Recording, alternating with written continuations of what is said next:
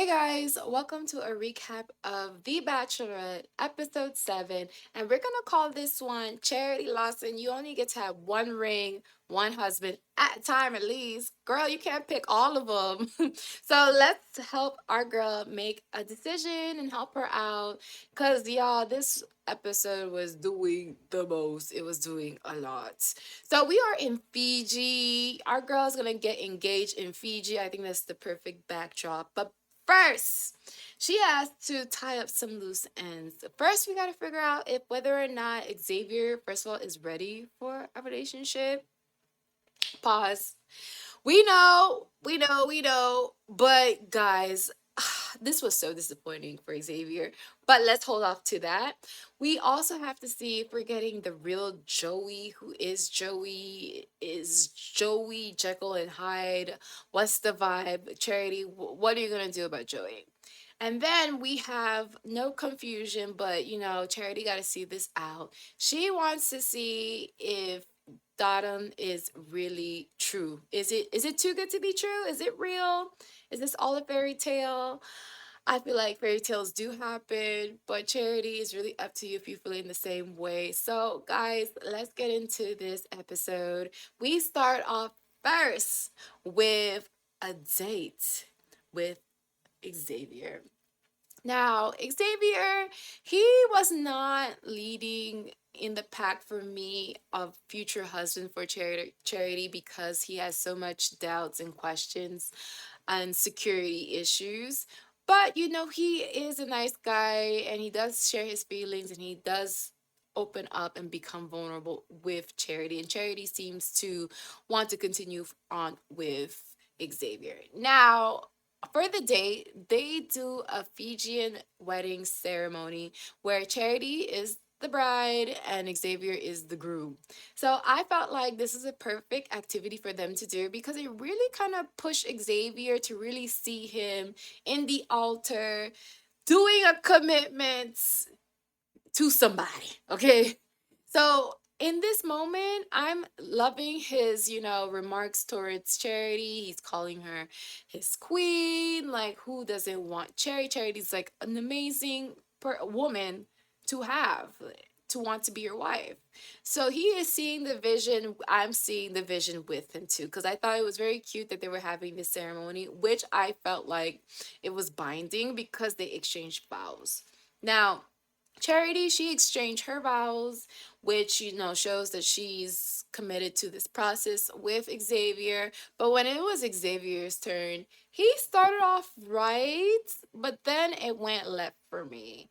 Now, he describes Charity as a delicate flower, which he wants to protect, but he has fear of crushing this flower. Now, of course, Charity is seeing this as a red flag, but we know. Let's give Xavier benefit of the doubt. This man did not claim to be a poet, but I did not like the mindset that he had in his vows, which indicate fear of hurt, operating in a fear of hurt, showing some hesitancy because I feel like it puts the relationship at a standstill until further notice, until we could address these things. Because why are you afraid? Why are you afraid to crush me? Why do you think that you will crush me?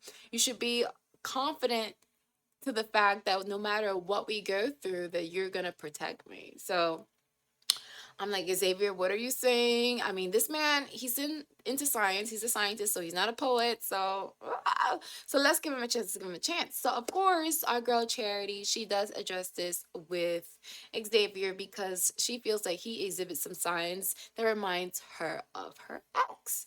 Now, funny enough, going through the whole wedding ceremony and everything and feeling the seriousness of the situation, the gravity of the situation, Xavier shares the truth ultimately with Charity. And this was, I didn't see this coming.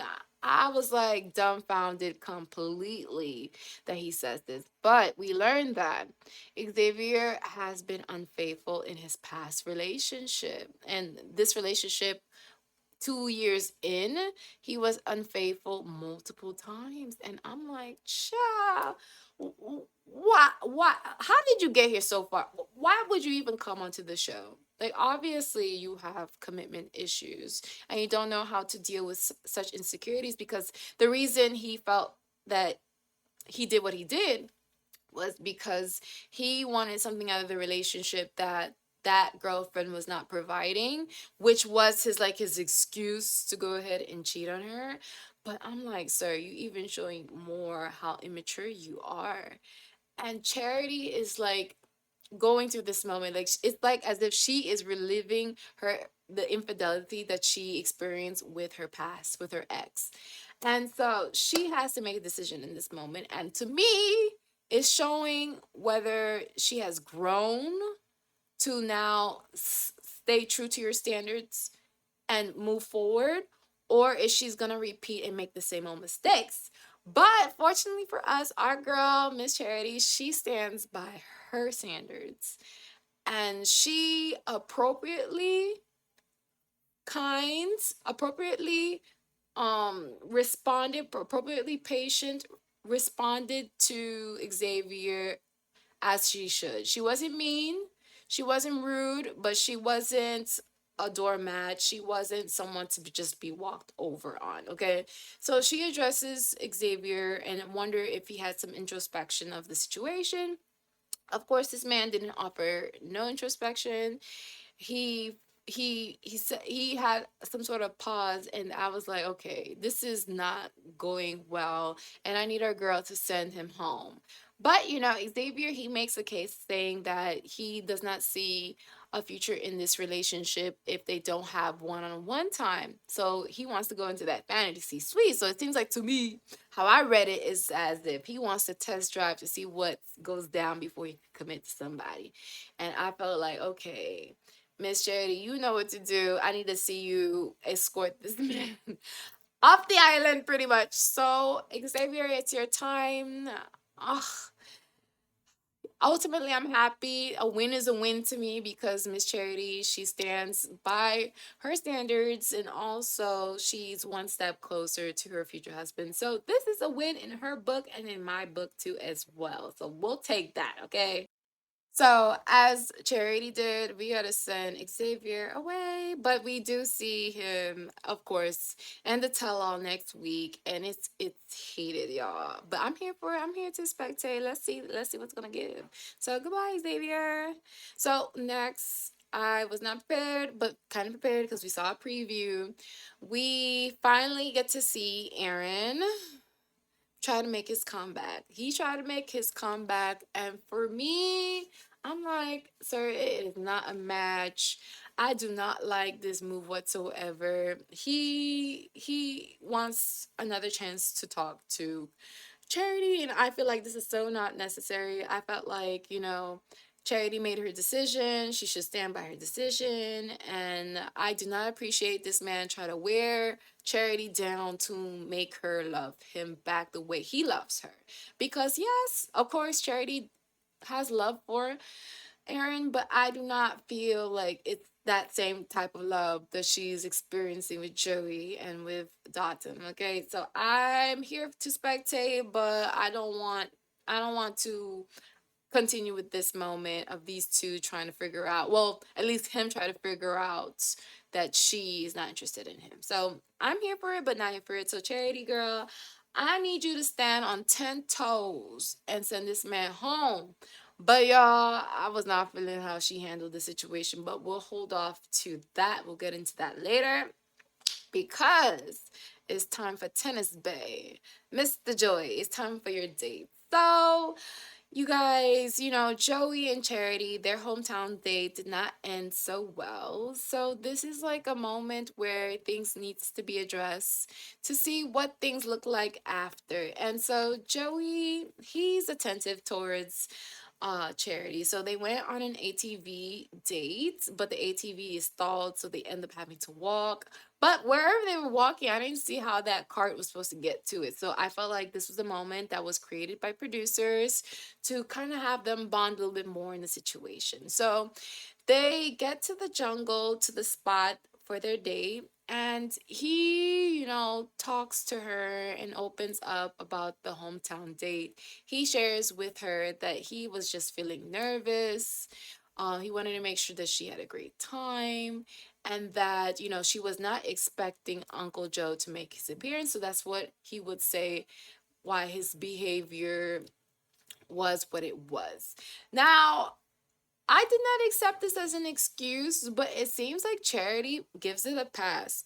Obviously, she really, really loves this man to give him this pass, because I felt like, to me, I don't understand how, okay, you being nervous is enough for Uncle Joe to say, "Oh, that's not the real Joey." Like, everyone gets nervous. Doesn't mean you're not the real you. It's just you exhibiting signs of nerves, fidgety, like you're kind of, in your emotions and your feels, but you should still be the same person. So how I'm looking at this situation is that these two, it's a new relationship. They're getting to know each other. They're on the early stages where, it's honeymoon island. But at the end of this, they have to get engaged. So they're taking a lot of steps, jumping through a lot of steps quite quickly. So I'm nervous because I feel like Charity is kind of overlooking some things, and I'm looking at her like Uncle Joe is looking at them, because is this real? Is this, maybe they're in love with the idea of what this could be, but I'm not seeing it, and it's not as clear compared to her other relationship with the guy I feel like she should be with. But ultimately, it's up to her. So yeah, I'm looking at her kind of confused in this situation, and they make out right after, and it seems like they don't skip a beat. They're moving on and forward. But I think that, this them advancing the relationship so quickly over what they went through, it's a tall tale sign for me to let me know how much Charity really, really likes Joey, to give him such a big pass like that and super quickly. What do you guys think? Because to me, it was a little bit off that, okay, we're moving on so quickly from here. It gets even better. In their dinner date, Joey shares to Charity that he is in love with her. And of course, she eats up that moment. That's what she wanted to hear. And she says it back to him. So I'm like, damn, this is gonna be tough competition, because she really, really, really loves this man. She really loves him. And, to me, I feel like, okay, he shares that he has a fear that everyone falls in love to the idea of Joey. And, when he gets into this funk, he hates to disappoint. But I could kind of understand his point of view and how real he is, because they are being filmed, they are being watched. So ultimately, the goal is in the fantasy suite for them to really be themselves without the cameras. Of course, he's getting a fantasy suite because, our girl Charity, she is so into him. She is so in love with him. So she asked him to come back with her to the fantasy suite, and they get straight into it. They don't even do no tour. We don't even see what her room look like. We go straight to the bedroom, and they get down to business. We know what happens in the fantasy suite. I'm not judging, because they need to see what's going on before what else is going on, okay? So the next morning, these two, they wake up so glowy, so mesmerized of their situation, and Joey is super confident. But we know she has another date to attend to, Joey. She got another date to attend to, and that is Sir Dotun, okay? She's out on a date with Dot. So her date with Dot, I needed it to happen so soon, so quickly, because I am rooting for Dot. Okay, I'm a Dotun fan. So she and Dotun are on an island, popping bottles of champagne, drinking the champagne, enjoying this moment. It is so effortless, y'all, because he talks to her and he says, after this, we got to get engaged. And it's such a it's such a breath of fresh air to see him joke about the seriousness of this, but then to turn it back and say, but he has no issues, that he don't mind, like it is what it is. He is so into her and so trusting into this process. This is an example of what someone would want a person to be like when getting into the bachelorette. You want to be immersed into the process. So my heart, I am just holding my heart because he said what I felt the situation was. He describes the situation as a fairy tale that he wants, that he never thought he could have, but he wants the fairy tale, and that is with Miss Charity. And Miss Charity, she is enjoying how effortless this is. I mean, girl, who wouldn't? He's saying all the right things. He is confident. He is so sure. He is unwavering. Like the truth. Okay. He is the truth. Okay. That is the truth. So now we're at the dinner. And in the dinner, he tells her that he is in love with Charity. And girl, Charity says it back. Charity, how many men you gonna love tonight, huh?